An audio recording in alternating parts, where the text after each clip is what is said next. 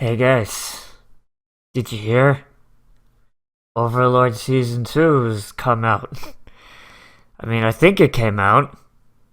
I've got like literally 50 fucking notifications about it. You guys are looking forward to this, ain't you? Oh my god. And then there's just some of you going, then there's just some people just going to the other one and just saying, oh, you don't know how video games. Fuck, I got a fucking degree and I don't know what fuck you got. Uh, Hello there, everybody, and welcome to a very special Nozz Reacts, where I'm going to have to figure out how it's going into the fucking schedule. Welcome to Season 2, Episode 1 of Overlord.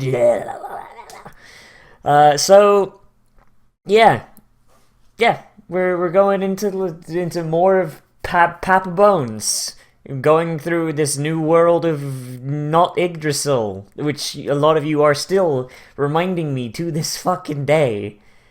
That, or you're saying that I'm not good at video games because apparently I think Asian MMO design is stupid, which, you know, when you don't have 100 billion hours a day to play a game, yeah, no, it kind of is stupid.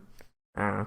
But regardless, so Season 1, I really liked. It was probably one of my most popular anime reacts I'd done at the time, not barring, of course, Panty and Stalking. And it was also the first one where I finally locked and I was like, yes, I understand where this comes from. And it was MMO, trapped in an MMO done right, even though a lot of you corrected me and said, oh no, he's not trapped in an MMO, he's gone to a completely different world, but he's his MMO character, which, you know, it's the exact same fucking difference, dog. And I've actually been looking forward to this, as much as the rest of you apparently all have, from all the fucking comments. And the time I've been talking, I'm pretty sure I got like 5 more. So let's have a look and see what happens in 3, 2, 1, and go.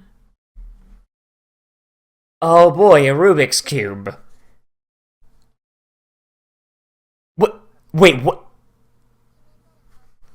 Excusez-moi, how's a Rubik's Cube here? How the fuck? Is toy left by the 6th grade go? Wait, what? So, okay, so apparently there were 6 players who showed up literally 600 years ago for these people, and they just left a fucking Rubik's Cube that is still usable? What the fuck? My Rubik's Cube is 10 years old. It hasn't lasted that fucking long.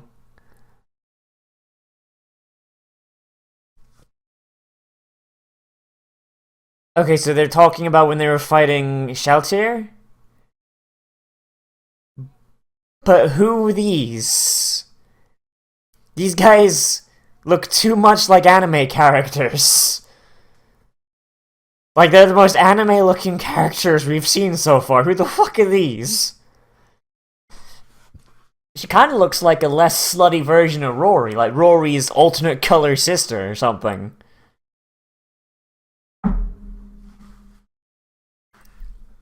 Because they're zombies now.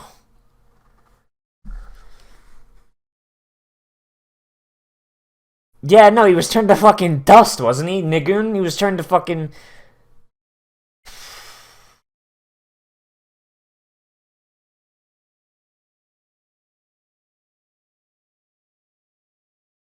Oh, this is another fucking Toga, isn't it? Oh my god, she's literally like a mixture of Toga and, succubus lady, whose name I forget. Albedo! Toga's the blood girl from, Macadamia, though. The one that drinks blood. She's really cool, I like her a lot. And we've just got a legit-ass dragon that speaks English. Or Japanese. Fuck off, it's English.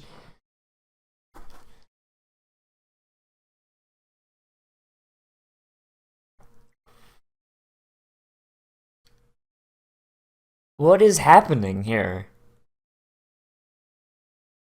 What is happening? Like, we got an old chick and a dragon, and she's an adventurer now, except she's retired, except not. I'm so confused. I'm so confused right now, man.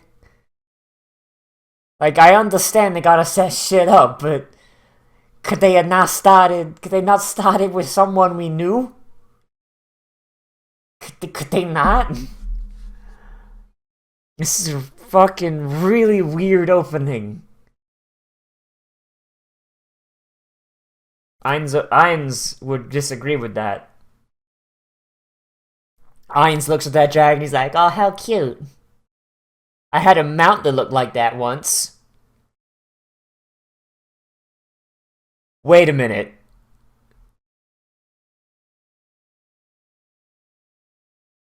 Wait a minute. Oh, I thought I recognized that armor, and I thought it looked like Ainz's, but white, but no! Ainz wore that armor during the fight with Shaltir! So his guild members did come here, but they're dead! They're gone! Oh! Oh, they know. They know what's going on.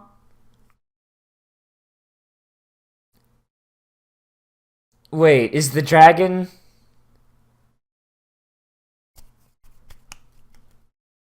Is the dragon Ainz's old guildmate? Is the dragon Ainz's guildmate? Like, he was playing, like, a dragon race? But, like, over time, he just started just being a full-on dragon? Got some shit going on, dog. Oh, come on, though. Like, that was a cool little hint thing, that little reveal thing, without just going outright and saying it, but now we're back to shit I don't care about. You must strike back against the Empire. I don't give a fuck. Show me Papa Bones. I don't know who these people are, and I don't really care. All I want to see is I want to see Nazarick, and I want to see what Papa Bones is doing. Like, right now, we're, like, on the level of Gate, but without the Japanese. Like, oh, it's the Empire. We must protect the Empire. We must defeat our enemies. By burning them. We must have the noble support. Like, fuck off. I actually, like... There's no context for this, so I have no reason to care. You know? That's something that a lot of anime don't really do right. It's like, they'll just throw something at you with no context. Specifically, something set in, like, a fantasy world. And without that context, you don't care. The only way to care about it is with context. Since the context will come later, you'll only care about it retroactively. Which isn't good, because if you don't care about something, you're not going to remember it super well. So they have to tell you it twice.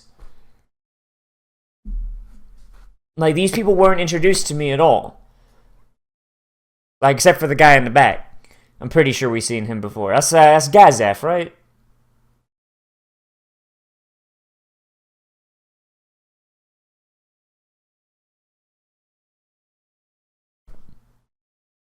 Yeah, that's Gazef, right? Yeah. He looks weird without his armor, but I'm pretty sure that's him. If they give me his name, then I'll remember better. It has been like a year. Here we go. We're back to Papa Bones. What the fuck, Hamtaro? Oh, Hamsuke, what the fuck are you doing?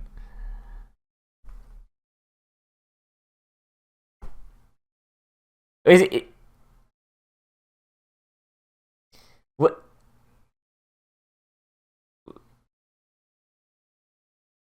Wait, why? What was that, like... What was that faltering? What was that faltering in her voice? Like, Momon-san. Like, what? She's like singing it. Does she have a lady boner for him now? Fucking hell, Nabe. You going? You getting some shit going?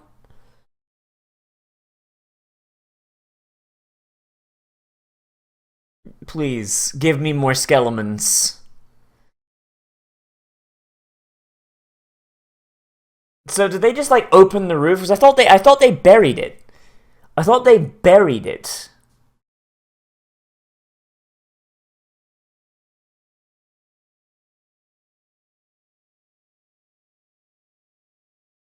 Of course she will. Like, so like, why did they uncover the top, or did they not cover the top in the first place? 'Cause I thought they did. Like, I thought that was the whole point of the rings.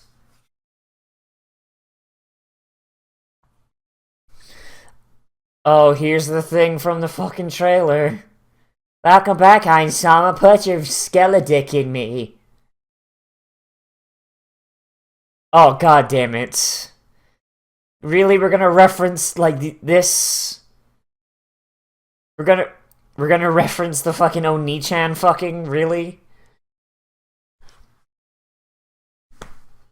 God damn it, Albedo. He's literally incapable of popping a boner. Oh god, his internal voice sounds so fucking weird. It's been so long. It's just so long since we've heard his internal voice. It's so fucking, like, kid-like. Oh, that's so fucking weird. Fucking...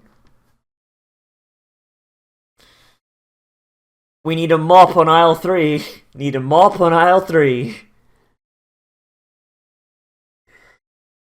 Naked April.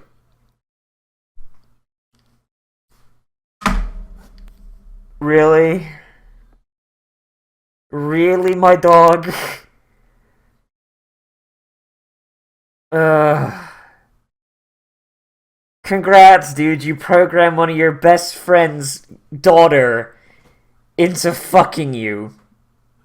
Congrats. You've literally just Lucinaed. You've literally just Lucinaed her. Congrats.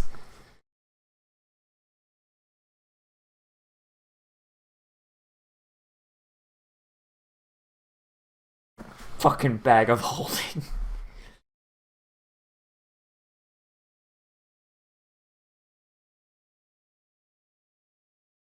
The Ningen nations. Oh boy, this hot fucking subtrack.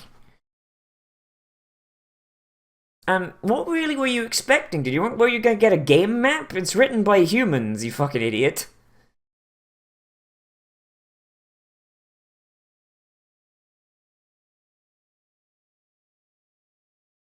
Oh, they're making a dummy one. But why make two when they can just bury the first one? Like they were doing.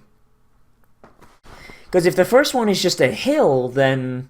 Also, he's got a Skele-friend. Who's the little Skele-friend?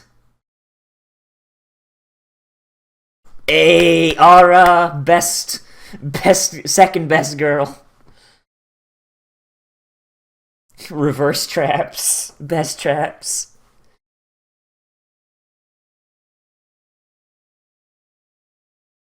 Jesus. God damn, that's so fucking lewd. So fucking lewd, dog.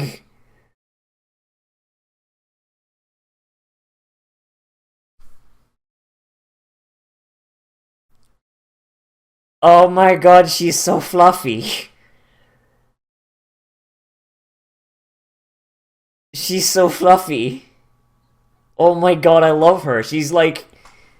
He's got a little flag with a skull on it! Oh my god.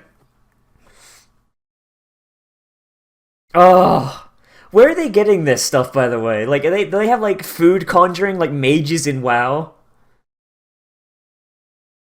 Also, she's like an anthro version of Vicar Amelia from Bloodborne. She's adorable, and I love her. So why does Aura have the watch with Buka Buka's voice on it? I thought Ainz gave that to Shaltier. So why does Shaltier have that? Or am I got it backwards?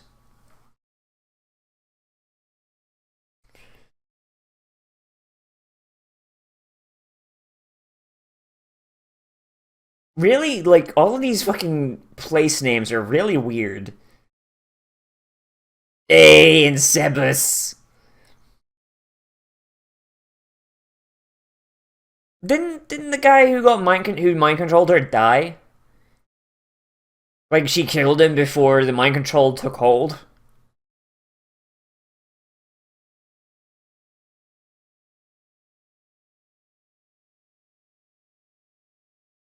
And those are the motherfuckers that attacked you in the first episode. Yes, there you go. Alright, it's all coming back to me now. It's a good thing, this anime's lore is fairly self-explanatory. Like, once you start getting bits of it back, it, like, all starts coming back. I'm wondering if he's gonna run into the big old dragon, and if it's going to actually be his old guildmate.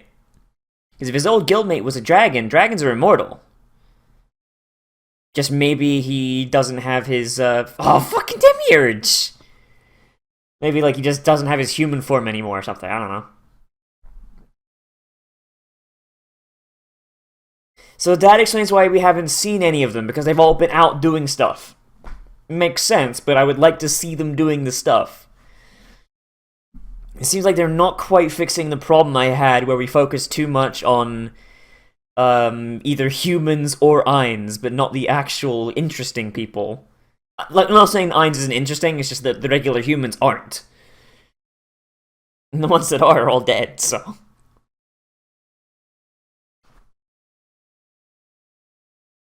She put some clothes on now?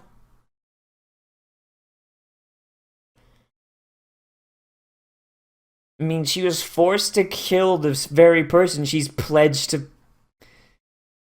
Yep, she's an alcoholic.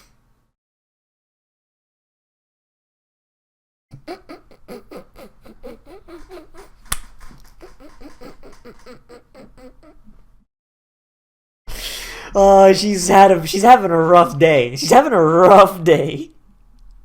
Bartender, pour me another.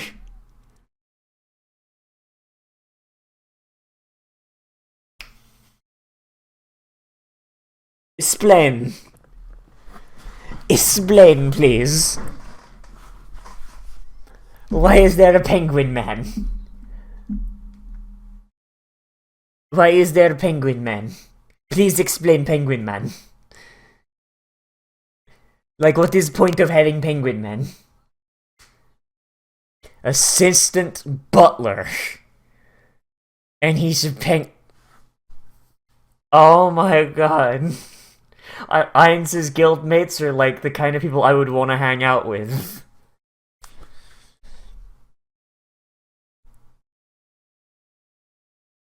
I feel so bad for Shouts here though. That's a really good thing. Like, if she'd just gone right back to it and been like totally fine, like I thought she was going to when she came back, I'd actually say that'd be bad. But the fact that she's actually regretting is like, I don't want to. That's actually really endearing. I like that. Dude, she's just depressed because you're treating her like that for one, and that she fucking tried to kill you.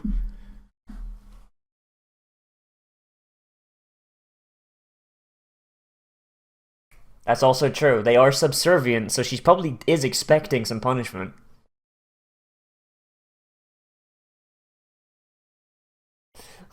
It's almost as if this Overlord fella isn't actually a very good leadership material. And also the only one with this program with experience. So yeah, keep him coming, Albedo. Oh yes, let's go, Uncle Cucutus. Uncle Cucutus, let's go. Let's make him an uncle. Let's put a baby in you. Oh, I actually want to see some good shit from him because he looks so cool. And in the original opening, like, you just see him slicing up lizard monsters. I really want to see, like, this giant ice bug do shit. Yes! As a warrior who has done nothing. Like, I really hope we focus less on the humans and more on the actual people of Nazarick. Because, like, that penguin motherfucker, where was he at? There's so many people in Nazarick, you spend the entire series just inside the tomb. You wouldn't need to go outside. Oh, god, I'm gonna see more of him as a stupid fucking armor man. Ah, kinda wish I was seeing more of Momonga in Momonga form.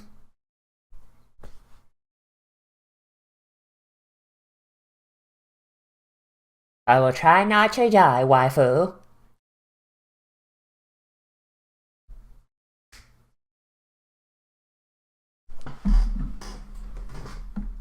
I mean, they're either a player or descendant of one. If it is a player, just I want them to just speak in lead speak. LOL, faggot. I can't believe you're hanging out with these NPCs, you RP faggot. Get good, scrub. Get fucking good. Is that a wolf man? It's a lizard man. It's a lizard man. All right. So you guys have been hyping these fuckers up in the comments for the last like year. So I better see some goddamn results. He has the Dragon Slayer. I did not expect them to actually be intelligent and speak. I expected them to be fucking monsters. Look at his fucking tail, like they're so expressive.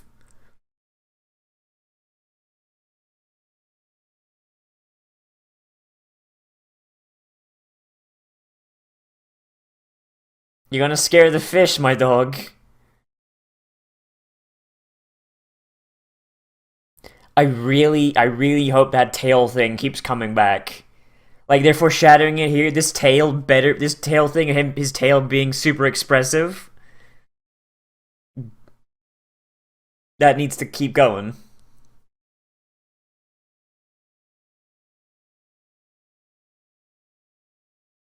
That's also a really fucked up socials thing.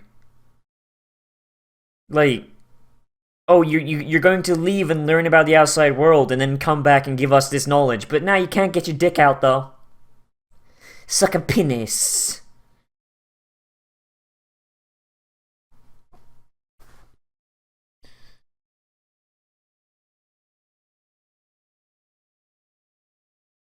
He's just got the fucking Dragon Slayer on his back. But it actually looks like a proper sword because he's actually big enough to use it. All these fucking naked ass lizard men. Put some clothes on, you fucking degenerates.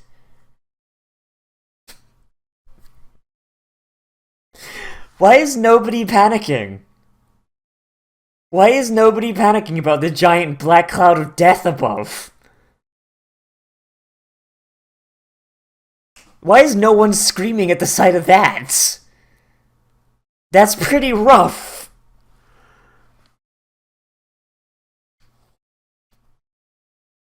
Supreme ones? Are we talking about Ainz or are we talking about someone else?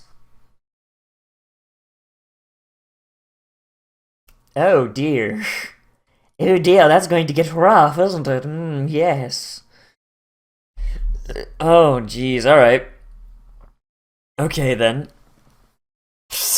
Fuck. Christ, alright then. I'm gonna actually put the King Crimson actually part of this, see how it goes, just kind of test it. Alright, so, Overlord Season 2, Episode 1. I got some problems. I got some bonuses, though.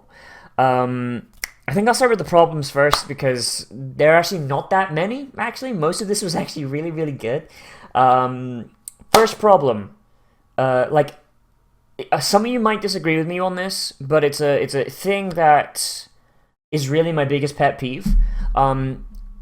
Never introduce characters in a cold open. Ever. Never do that. Because, like I said before, if you introduce a character and you have them start spouting exposition and shit like that, and there's no context for it, the viewer is going to forget. And the viewer is going to forget because they don't care.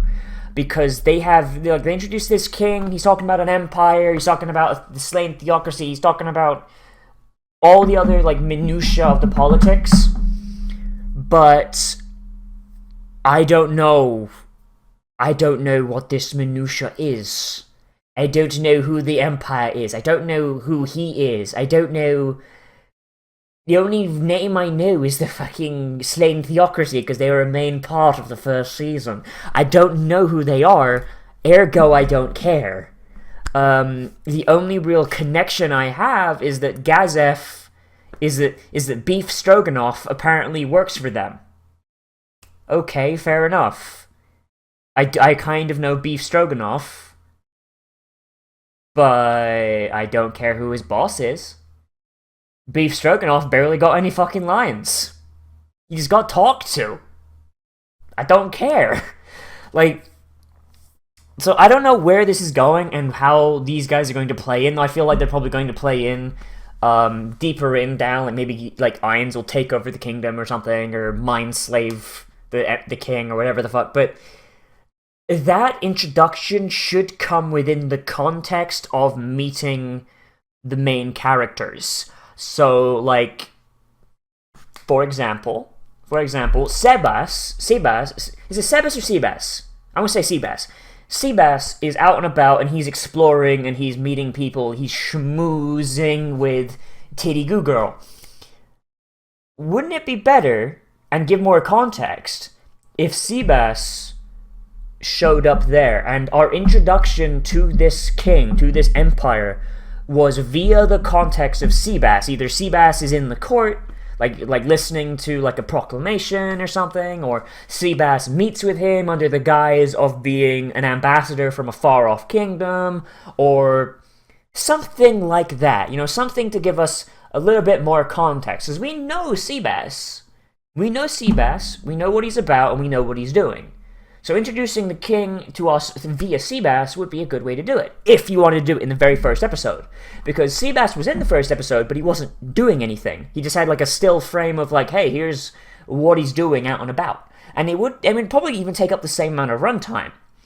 It's like how in Star Wars, for example, we don't meet Luke Skywalker until we've met him through the context of the opening scene on the Tantive 5, where the Empire attacks the Tantive, they capture Princess Leia. Princess Leia gives R2-D2 the plan, like some sort of plans. We're not quite sure what they are at the time, but something important is given to her, and R2 tells us via C-3PO that, hey, I've got something really fucking important to do, dog. I gotta go find someone. I gotta go do some shit. And then they get captured by Ewoks, and then later, through them and the gravitas of their situation, we're introduced to Luke and how basically out of the loop he is. That was not the original way A New Hope was supposed to start. A New Hope was supposed to start with the bits on Tatooine being basically spliced into the middle of the battle with the Tantive 5.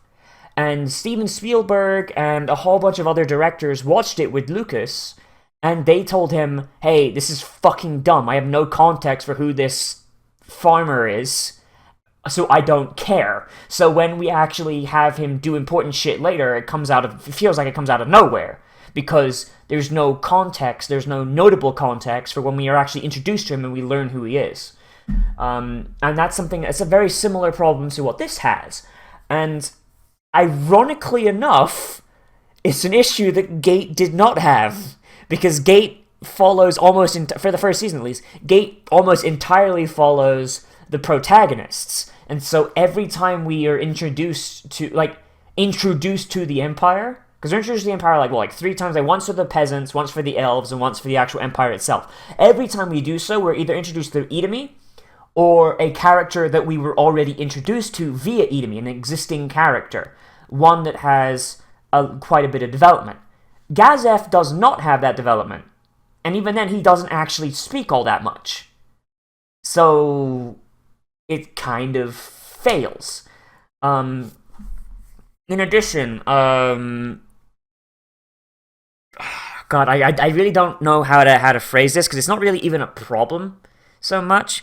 Is that, oh God, because it's not a problem. It's like, it's a okay, so the bit with the dragon, right? I both like and loathe that, because it shows us it shows us the thing, and it has the dragon, and he's talking about like in very vague terms about adventuring, a ring, old adventures with the old lady, and you know, stuff like that. And then they talk about the armor, and then they show us the flashback that they wouldn't know. It was entirely for our benefit of Momonga fighting Shaltir wearing that same armor, or at least a version of that armor, which then implies that the dragon is one of Momonga's old guildmates, except he's a dragon now for some reason. Now, I really like that as a tease, as a reveal. But it just bugs me in that it just seems to come out of nowhere. Like, I feel like that should have been the cold open instead of the king. And it just, like, it feels like they did a cold open with the king, and then partway through they're like, oh shit, we need to tease this character for later in the season. So then they do another cold open immediately after. And it feels like maybe it should have gone first. I feel like when you're starting the second season of something, if you're not starting on the character that's the protagonist, you should start on a character talking about that protagonist. That's just me, though. Very good stuff, however, it's overwhelming. The majority of this is actually very, very, very, very good. I like it a whole bunch. First thing I will say is that the interaction of Shaltir and going over to Shaltir and having her be a fucking wreck is something that I was not expecting, and I really do actually enjoy that. I think that is actually really, really cool. If I could make, like, one negative, is probably that it shows us stuff that we didn't get and we probably won't get unless the show focuses more on Nazarick itself, because her basically turning to alcoholism because she feels extreme guilt over the actions he performed while mind-controlled, that's really, really, really, really good. But at the same time, it introduces us to the Cthulhu bartender, or Cathaga bartender, because he's not Cthulhu, he's probably Cathaga, if anything. And then the assistant butler, who would imply to be Sebastian's fucking, like, protege, as well as the guy who carries him around. But, and just, I want to know what the fuck else is hiding in Nazarick. Like, how many people live there? And how many of them are freaky, cool-ass monsters? And since this was supposed to be a PvP raid, as in, like, enemy, like, players run the raid and make the NPCs and where they're placed and what they do, what the fuck else did Ainz's guild come up with? I want to know. Like, I care so much more about Nazarick than I do the rest of the world. And that's to the detriment of the show, because the show shows us more of the world without showing us enough of Nazarick. And showing us little slice of life things with her exacerbates that problem. It's frustrating. So frustrating. But beyond that, like, really, really good. I enjoy the character moments between Albedo and Ainz, RA and Mara. I think I was gonna say RA and Mara then. Aura and Mare were very cute in the very limited roles that they got. The new Pleiades girl who looks like an anthropomorphic Vicar Amelia from Bloodborne, really cool design. I don't really have much else to say. That was just really, really cool. Like, the opening was kind of but, like, once we actually got rolling, we got into Ainz and everyone doing that, totally down. That was really, really good, really, really enjoyable, and I am super looking forward to the rest of Season 2. I do wish that anime would stop doing that no-context character introduction shit, because it is poison. It is absolute poison, because that king is going to come back later, and I'm going to not know what the fuck is going on, because I don't care. Because I have no reason to care, because there's no real context other than, oh, he's Gazef's boss. And Gazef has so little development that I barely even recognized him until I noticed his hair was the right shape. Like, Gazif is not a strong character. He's a plot device. Like, at least he's not a strong character yet. I don't know.